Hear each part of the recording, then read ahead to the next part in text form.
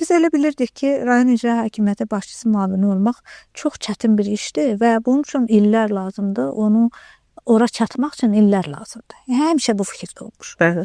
Mən artıq müavin olduğum dönəmdə uzun müddət idi də, 7-8 ilə yaxın artıq, bəlkə 7 il, dəqiq yadımda yoxdur, icra hakimiyyəti sistemində idim. Və yetərincə artıq direktorluq təcrübəm də var idi. Və bir məqam var idi ki, mən 4 işdə işləyirdim. Müəllimə idim, QHT-lərlə işləyirdim, Gənclər Mərkəzinin direktoru idim, həm direktor əvəzi idim, həm də icra hakimiyyətində məsləhətçi idim. 4 işi paralel eyni vaxtda icra edirdim. 35 yaşımı mən müavin olanda qeyd eləmişəm.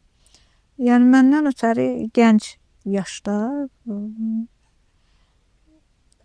təyinat olandan sonra elə oldu, mən gəldim otağa, elə götürdüm birinci tədbir ki, nədir o tədbir eləməliyik.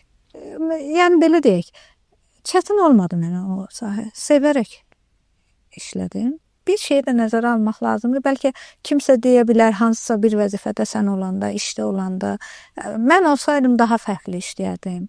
Həmin şeyi daha başqa. Bir də həmişə tarixdə bir məsələ var. Deyir ki, hər hansı bir tarixi hadisəni düşünəndə həmin zamanı, yeri və o şəraiti düşün. Bugünkü baxışla o deyil.